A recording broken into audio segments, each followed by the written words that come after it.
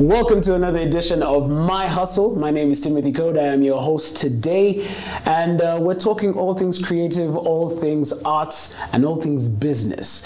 Now, today we're talking to a gentleman who is the brainchild of one of the most creative agencies in the country. If you've seen that popular flying bike, he's the man behind, the team behind that particular project and many more. He's worked with so many corporate companies, and I'd like to welcome to the show the one, the only, Peter Mukiibi. How are you doing, sir? Good, Timothy. How are you? I'm good. I just wanted to jump into the chat today, but sure. First and foremost, I'd like to get to know the man behind the machine. I want to know, before we get into your stats, tell us about the man behind the machine. Who is Peter Mukiibi?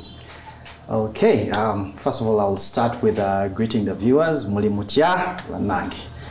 Thank you for tuning in. And yeah, Peter Mukiibi is 41-year-old, and started out 20 years ago with this dream to make art, or should I say visuals, that were stunning, that were moving people. And of course, back then, I think the only station we had was, you know, your UBC or WBS, and we didn't really have commercials that were being done locally that were standing out. So you would be on TV, and every commercial that stood out was either from Kenya, South Africa, or the West generally.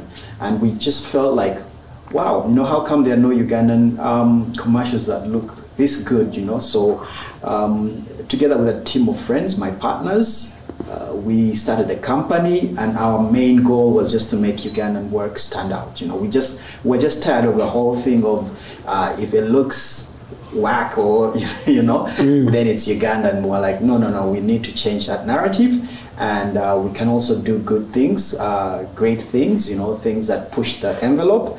And yeah, that's how we started. Let me ask you a personal question. Why commercials? Because like you said, you mentioned WBS and these other different TV stations. You could have shot music videos, sure, you know, but why did you decide to go through commercials? Yeah, so that's actually a good question, and it's something that probably has kept us afloat for these many years. Whenever you choose to go out and do something, it's important that you do research and find out who your target audience is and how you can reach them, you know, how you can provide solutions. So I remember very well one of the things that one of my very good friends told me when we were starting out. He said, why don't you do weddings? You know, people are making so much money out of weddings, you know, Megapix was so big, you know, and it was just a personal conviction that it was important for us to find our niche, you know, and niche being that this is what I do, and the others will do this, and then I will try and do my best at that thing, you know. So the same way you will find someone who does weddings and ask them, why don't you do documentaries? It's just that it's not, you know, their passion or their line that they want to take, you know. So for us, it was commercials, and we did do one music video for a group called Kwela. And it was a great experience, you know, because music was just beginning to pick up. But also, to be very honest with you, the music industry back then was struggling a lot. So artists just never had money to make music videos. Yeah. And it was really a game of, you know, am I going to take on this labor of love, you know? Nowadays, I hear it's different, you know. Sasha Vibes is, you know, flying high, you know. I know. Music videos cost even more than commercials sometimes. But I mean, that's the beauty of art, in that we can all pick, you know, a portion of it. The pie is so big, you know, and it's good for you to know where you lie and focus on that and do it well. All right. So now that we know the man, let's get to know the machine. Yes. Addmaya. Yeah. You're the creative director for Addmaya, and I can imagine putting together the team takes some time, but also most importantly takes strategy. Yes. So what are those elements, the things that, you know, you picked together, you know, that basically gave you the backbone of what Addmaya is today? Yeah. And is it any different from what you envisioned when you began to where you are now in the market? Yeah, so to be fair, it's a challenging task every day, you know, to start something. They say Uganda has the highest rate of entrepreneurs, you know, and people start and then at some point they just fall off. But you know, once you have a vision and as a leader, you're able to communicate that vision to your team so that they understand where you're going and how you plan to get there. I keep telling people that, you know, success can only be pursued over time. You know, it's not something you just wake up and then boom, you know. Of course, there are always those one instances where someone just pops from nowhere, you know. But even then, you find that that person has been working behind the scenes. It's just that you just never knew them. So for us, one of the things that has, you know, enabled us to continue delivering, you know, regardless of the challenges that we've gone through, is just understanding ourselves, you know, knowing that this is who we are, you know, we're not going to try and be like anyone else. This is who we are. These are our types of clients. For instance, one of the things about us is that we have so many repeat clients, and by repeat clients, I mean, you work for a client for over 5-7 years, you know, and they keep coming back to you because of the trust and the ability that they see in you. So that has kept us going, in that we are not trying to serve everyone, you know. We have picked a path and we've walked it. There have been challenges, of course, like any, you know, any company, any artist. You're an artist yourself, you know how hard it is to climb that ladder. But once you are determined and you have a vision and you follow that vision, you know, somehow you, by some reason, you get there. You spoke about your path. I want to tap into your target audience. Every creative these days is, especially in the initial stages, we struggle with finding our path, finding our target audience, you would say. And you said that finding a niche was very important for the beginning. Why? Because many of us view, if we can throw the net as far as we want to, get as many fish, and then you know, that makes us pay the bills. But why were you so intent on having a niche target audience? So of course, you realize that when you don't do that, your competition is going to be immense, you know. And Uganda has this thing whereby when something works out, let's say you put up a shop and people see that it's doing well, they're going to come and replicate it 10 times. So you will go to this shop, and they're all selling the same things, you know. Copy and paste. Exactly. So no one really wants to, you know, like be the first to try out different things. But for us, the thing that we decided right from the beginning was that if we have spotted that there is a particular, should I say, audience or demand for something, and no one is providing that, and we think we can, you know, let us focus on that. Even though someone comes and says, you know, I think you need to go into events, or I need to, you know, just stay focused and know who your clientele is and do that. And of course, you're right that sometimes the smartest thing, or should I say the thing that comes natural, is to say, let me cast my net as wide. But the truth, it's the typical Ugandan way. Exactly. But the truth of the matter is that in the end, you know, you end up actually not, should I say, serving anyone, because you're all over the place. So people don't even know, you know, what do you really stand for? Or if I come to you, what's your unique selling point, you know? So for us, that's something that I would say we were lucky to stumble upon, you know, and we figured it out very earlier on that, you know what, we are going to focus on this and do that. All right, let's put the roses now on the side. Let's talk about the hardships. You are a creative director and also founder of Addmaya, and that in itself requires you to have a certain level of strategy, a certain level of team alignment. Are there some challenges that you faced on the way, in terms of, one, keeping the team in sync, but then two, making sure that the team is also aligned with your business strategy? Wow, they've been really so... Tell us whose stones you stepped on to get to where you are. That was the question. So the challenges, I think they are an ever-present, should I say evil or whatever you may want to call it. And every artist, I think, goes through that, yes, whereby you have to overcome something. We always tell ourselves that when someone comes to us, they have a problem, and the reason why they're coming to us is that they're looking for solutions, and we need to find those solutions. But even before you get to that point, we also have our internal problems, whereby you're thinking that, okay, how do I motivate this person, or how do I get them to see, where we want to go, where we can be, So I think what we did very earlier on was to tell ourselves that, look, we can try and get inspiration from other places, other than just Uganda. So we used to buy a lot of books, materials, magazines like Wired, just to try and soak as much information into, like our brains, and be able then to disseminate that in very smart ways. So for us, the challenges have been there, and I would say the biggest, which many people face, is finances.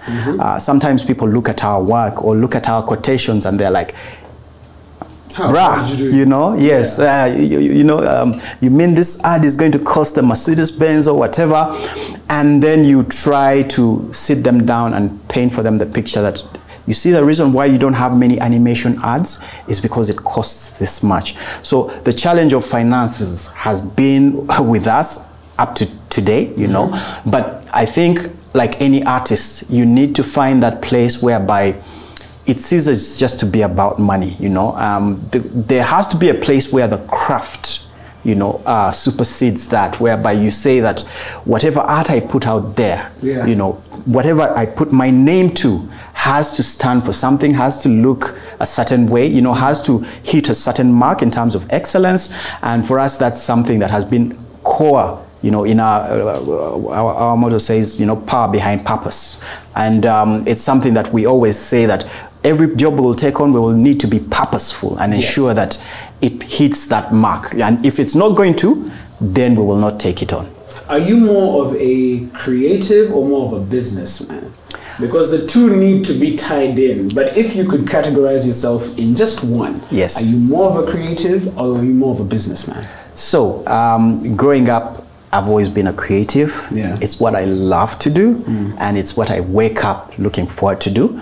But as time went on, I was pushed to know and understand the business side, because you find many situations whereby the person who has done the art and the person who, should I say, is managing the business, you walk into a boardroom and people are like, we want to talk to the director, we want to talk to the person who's going to make these images or whatever. So I've had to teach myself. So I've attended classes like John Maxwell's just to learn about the business side of things.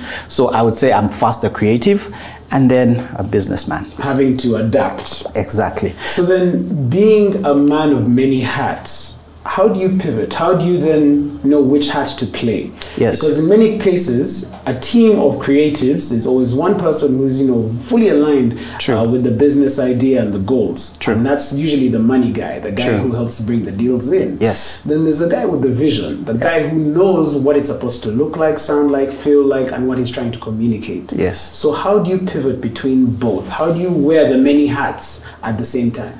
Yeah, so I'm lucky that I have partners, and I would encourage every artist who's out there to find people who understand, what you're trying to do, and how they can be able to support you in that. And I don't even necessarily mean like just the business partners, but family, who you end up with in terms of who you're married to or who's your girlfriend. Ensure that that person is going to support you on your journey, So for me, I've been surrounded by very, very good friends and business partners who have always, supported me in those different roles.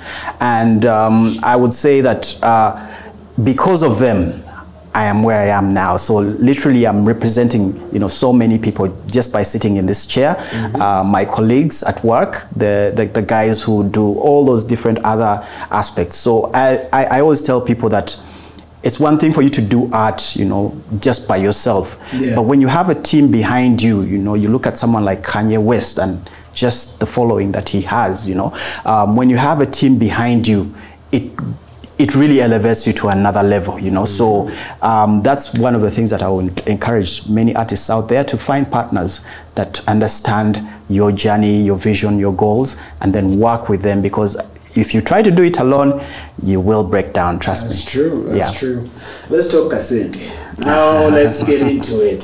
Yes. You mentioned that finances have been one of the major challenges, especially in the initial stages. Yes. How does one source funds? How does one raise equity? How does one get the needed finances to now get all these creative ideas out of their heads and into tangible products? Yes. Wow, that's a good question, because I will tell you for a fact that right now, content creation is like the new gold. Yeah. It's really where mobile money was with the banks, you know, whereby you know that banks are for a certain segment. Yes. And then mobile money came into play, and it was for everyone, you know, whether you're a farmer, whether you're a supplement. Exactly. And now it's the core. Exactly. And this is the thing that I keep trying to tell the people I bump into who I know that have money, but their mindset tells them, you know, you can only invest in real estate, you can only invest in farming. People need to open their eyes to this new thing called the creative arts, because a few dollars, sometimes you look at the money that goes to these projects, farming and real estate, and you're like, just a portion of that would push someone like, you know, Timothy Code to a totally different level, you know. So for me, one of the ways that I've been doing it is, of course, approaching friends. We don't have angel investors here in Uganda. People don't even believe that the creative arts is worth investing in. But step by step, I'm sure we're going to get there. You know, some of the projects now we are trying to pull off, we're trying to get out of the whole mindset of I'm only targeting the Ugandan market. Yes, we're still targeting it, but then how can we broaden our perspectives to say we can also capture the Kenyan audience, the Rwandese audience, the South African audience, and I believe, you know, when you take art to that level whereby it's not just for a chosen few, but for everyone, you can solve that problem. So yeah, for us, it's just been, you know, you walk up to friends. Yes, we have taken 2 loans from a bank to, you know, buy equipment and set up something that can then generate more money along, you know, the road. And which other ways? Yeah, they are the loan sharks, you know them. Of course. Yeah, so you approach the guy and you need money. The beauty about them, of course, is that they don't ask all these questions of where is the land. Well, they will give you the money, but then just make sure you pay it back. Exactly. You have to be a person of integrity, and integrity is a big thing for us artists. We need to learn that part of what we do to understand that every time you approach someone, you know, even if it's not for a loan, but you approach someone and you say, I'm going to do for you a TV show, I'm going to do for you a music video, they pass you money. What do you do when you get hold of that money? Are you going to take it to you know, those things, and then switch off your phone? So those are some of the values that we have in Addmaya. You know, we try not to do those weird things of switching off phones and not responding to clients when they call. Can I dive into a case study? Let's talk about Nambi. Yes. I need you to tell me, from the creative standpoint and from the business standpoint, how it's structured. In the sense that someone might look at the project Nambi and think, okay, I'd love to do something like this, but I don't know how to raise equity, how to structure the equity. Someone might think, I want to do a project like Nambi, and I don't know the technicality behind it. So just give us your, you know, thinking about Nambi. How did you get to that point, and how did you make all the pieces fit into the puzzle that is the project that has now come out? So Nambi is the short film, first of all. The few people who have watched it get out of the cinema saying, why is it short? Why did you cut it short? And you know, we keep trying to remind them that it costs money to make these types of films. But the truth of the fact is, the way you would go about a project like Nambi, one, is try and have a good script. I worked on that script for about 4 years. 4 years, reworking it. I would put it on the side. At some point, it was even like, I don't think I'll ever pull this off. Yeah. I submitted it to, places like MultiChoice. Then, later on when they saw the film, they're like, we actually saw the script, but we just laughed. We were like, no one can achieve this. Yeah. But so when I had a good script, I started to approach people. And from that, people would read and they would say, there's something here, and of course you can't just walk around with a script. You need to now be able to put together what you call a pitch deck, add some visuals to it, show a path, a clear journey, how you're going to execute this. And when you get the money, what is it going to do? Like phase 1, phase 2, phase 3. Mm-hmm. So of course, I wouldn't say that it was all rosy, because we tried crowdfunding. It didn't work, someone had told us that, did you do a car wash? That's a good idea. I wish I had met you, that would have been a good idea. But the truth of the fact is, because people have not yet seen film to that, to like that level whereby you can invest in it and you get your returns on investment, it's so hard for them to actually give you money. And the people who gave us money were family, mm-hmm. and some clients that we had served over the years, and then us as the executive directors, we had saved up some money which we put into the film. However, that said, I just want people to know that films require money, you know, and you need to figure that bit out before you venture into the whole aspect. So it's hard, but it's doable. It's hard, but it's doable. Networking. What are your biggest strengths in the area of networking? In the sense that many creatives believe I'm a one-man show. You have this brilliant idea, or you're the talent, or you are the face, or you are the voice, and you want to run the show. But how has networking been a key factor in building what Addmaya does today? And how do you plan on using it to, leverage on future plans? Yes. So networking is a hard thing, especially for creatives, because we love to be in our caves, just stay there and create. And when people tell you things like you need to go out there and meet people and talk to people, it's such a daunting thing. However, I would say the rewards are also immense, because through those networks, you get to meet people that you have, you would never have imagined to be in the same room with.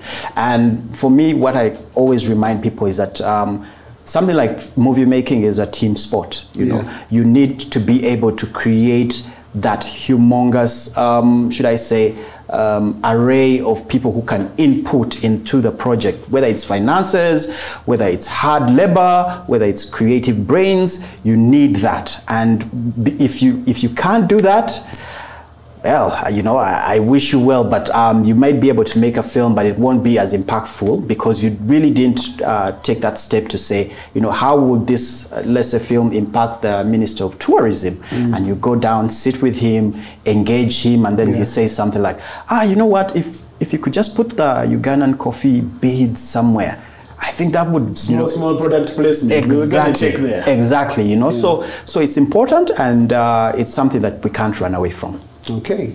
Key takeaways from your journey. And I want you to lean a little bit more on the area of raising equity for the project.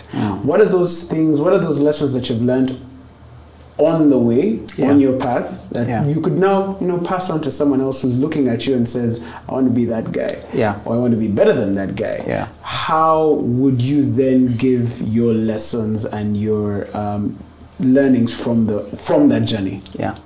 So one, I would say be as flexible as you can be.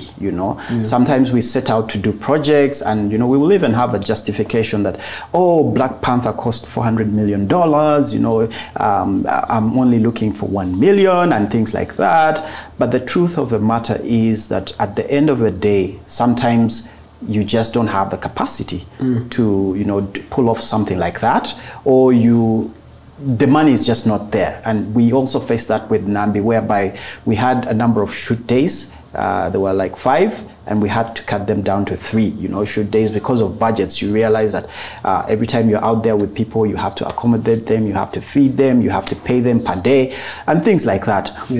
But yeah, the most important thing I would tell people is that do things that are within your means, and not even just for film, but commercials as well, or music videos. Sometimes we don't push ourselves hard enough to figure out, okay, how can I pull this off? You know, right now there's a very interesting topic that is going on in the arts, which is artificial intelligence, and how you use that to, you know, be able to help you cut down on your costs. Of course, as artists, we don't like it, you know, that someone is cloning your face, someone is replicating things, and it's something that we're trying to fight. But the truth of the matter is that sometimes you realize that with technology, you have to learn to embrace it and figure out, you know, how do I pull this off with minimum, with a minimalistic approach, and be able to do something that is that will last, you know, for ages, you know. So I would say, yeah, just have that mindset that don't be too rigid and say, oh, my film costs 50 million. If I don't get 50 million, I'm not going to make a film. How can you cut back? Let's say if you got 5, what film can you make within that money, you know, and things like that. So you're saying you're going to embrace AI? I think it's as a way of innovating. Yes, as a way of innovating. I think it has certain aspects to it that are very intriguing, even for a creative, you know.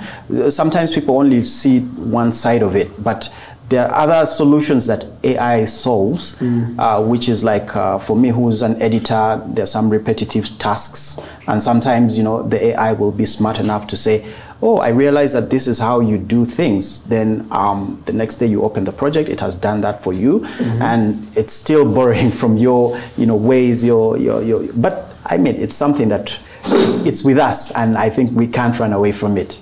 In short, he's saying someone is losing a job. That's what he's trying to say. But before we wrap up, speaking about the future, ways to innovate. Because, like you said, from when you began, like the music industry was struggling, and, you know, commercials needed a different aspect, a different take on it. So how do you plan on, away now from AI, how do you plan on future-proofing the business for it to stand the test of time? Starting is an easy thing. Longevity is the ball game we want to talk about. So. Yeah, so Addmaya has been in existence for 15 years, and when we started out, we were young, we were just experimenting, and little did we know that, you know, all these big companies would now start approaching us and telling us. I remember there's a project that we were doing for Orange, and then we sent our quotation, and they were like, there's no VAT, you guys are not VAT registered. I think it was like in our first year, we're trying to figure out things. We're like, no, we don't even know about VAT. They're like, oh no, we can't use you if you are not VAT registered. So there are certain steps that you have to take, you know, if you want to, you know, stay in business, which is like compliance, paying your taxes, and ensuring that you pay your workers, have them ensure that they have contracts and things like that. Of course, the times are challenging, but what I would tell Ugandans is that, one, you know, just have a patriotic spirit in you to say that I think if I can do this for country, not just for myself, but for the country, whereby every time you put out art, you know, you're saying that this, I want people to see this. You know, now we're on social media, whereby you put up something and all of a sudden the Nigerians, the Kenyans are jumping onto it. Have that spirit in you that says that I want people to see this and say, where is it from? You know, if you look at the ghetto kids, the way they dance, you know, you can't tell me that's dancing for money, you know. That's something that is somewhere much deeper, you know. Exactly. So before you know it, someone like Alien Skin is on the on the plane going to the UK, you know, for the first time in his life, and he's so comfortable in his light because he knows what he is, who is, where he's come from. And I wish many of us would adapt that, whereby it ceases to be just about making money, but, you know, think about projects that impact people and change people's lives, you know. And yeah, I think we will make a better country, a better world. All right. We're going to wrap up, and I'd love to do a top 5 before we leave. Yes. The projects that you've worked on or currently are working on, how have you structured them to now make sense with everything you've just told us? Yes. You know, and you've given us a brilliant example of, Alien Skin. Yeah. You know, someone who back in the day you would have not known who he was, but now he's in the UK, for Mita and Pede properly. Yeah. So tell us, your projects now for the future and what you've worked on previously, how have they now tapped into the very same message that you've been preaching today? Yeah, so I think for me, number one up there, not just because it's new, but it's Nambi.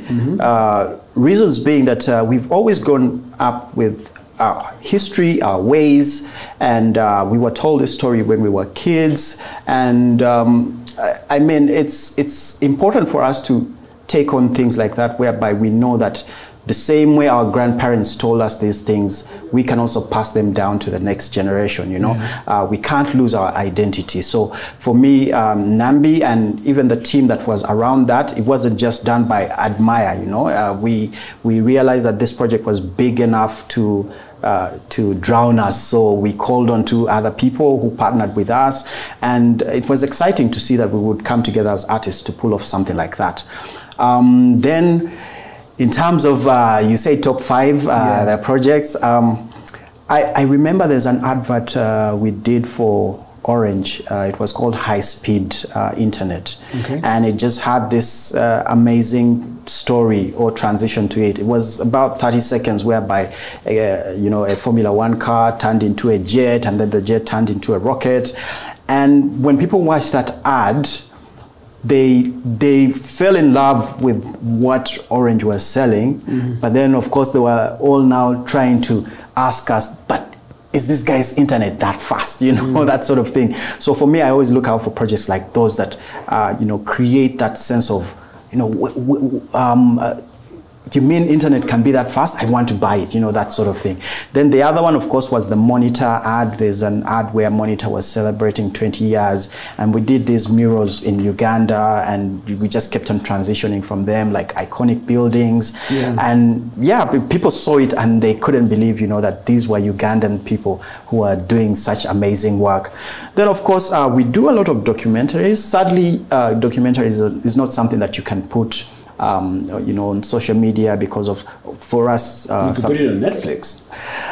Yeah, but most times they belong to, if you know how Uganda is, the people who are doing documentaries are NGOs. So the work belongs to them, and you cannot necessarily, just put it out there because of some of them are sensitive. Like there's a documentary we did about refugees, and, you have to be mindful of their safety. So yeah, such work has, really impacted me as a person. And I always look forward to doing such projects because I know that the impact is great. And yeah, you'll be shocked. Those projects actually also really pay well because someone totally understands that, I need the brains that can pull something like this off. And you find that most times they're actually not even paying you for pushing pixels. They're paying you for what's in your mind. Exactly. So if artists would know that if I can push myself to think harder, think about new ways of doing things, then I won't struggle with pay. All right. Yeah, maybe one thing I also want to... One more, because those were 4. I need one more. One more project. Let me see. I think, which one can I pick? We've done so many projects. Let me ask about the one everyone wants to know about, the Cafe Drivers project. The flying bike. Man. How did that come about? That's a good one. So initially when the client, actually I want to commend the client because he pushed us to do that advert. When he came to us with that advert, we had all these other excuses not to go that far. And he was like, no, I want a flying bike. We're like, but sir, you can... How do you make the bike fly? And our challenge was that these days they don't allow you to shoot with drones, and we wanted to capture the whole cityscape, to be able to show this bike flying. But we knew that getting permits and things like that was going to be hard. So we were trying to run away from it, and the gentleman was like, no, I want my flying bike. So yeah, we sat down with a team and started thinking about ideas. How were we going to pull this off? But I'm happy with the result that we had in the end. And I'm glad that you've brought it up, because Javas is also a brand, you know, that we've been with for many years. But I love their service delivery. You know, they are always, it's one thing for you to see a bike like that, and then the service is bad, you know, that sort of thing. So for us, it's always a good thing where we know that we're actually pushing a client who has these values, and therefore we can portray them in that way that, yes, they actually do fly there. So yeah, I'm glad that you brought that up. All right. Yes. Been an amazing conversation, Peter. Any last words? Yeah, so for me, I think what I would like to end with is that I think we as artists, we just need to keep pushing. Let's keep pushing. The sky is the limit. There are no gatekeepers in this industry. You can start at the age 7 as a child actor. You can be in film all the way up to 80 years, 90 years. So it's such an amazing, should I say, industry to be part of, in that any day you can contribute to it, whether it's a Sunday, whether it's a Monday. Yeah, and it's just a wonderful journey that has been for Addmaya, and I'm grateful for all the friends that I work with, my partners, and people like you who, bring us here and engage us and find out more about who we are. I think the more exposure that we can get, or we can give other artists, the better for them, so that people know where to find them, know how to access them, and know how to get inspired by their stories. Now my question is, where can we find you? Yeah, so Addmaya sits in Bugolobi. Yeah, Bugolobi, Chiswa, and we've been there for quite some time now. And yeah, we also have our social media handles, emails. You can go on our website, www.addmaya.com. Yeah, it's ADD. Yes, ADD Maya, M-A-Y-A. Yes. All right. Yeah. Ladies and gentlemen, Peter Mukiibi, thank you so much. Thank you, Timothy Cod. All right. It's been a pleasure. Yes, sir. Yeah. And that is My Hustle. Make sure you stay tuned to our social media platforms, Skyline Media UG, on Facebook, on Instagram, on Twitter, and on YouTube. Catch you guys in the next chapter.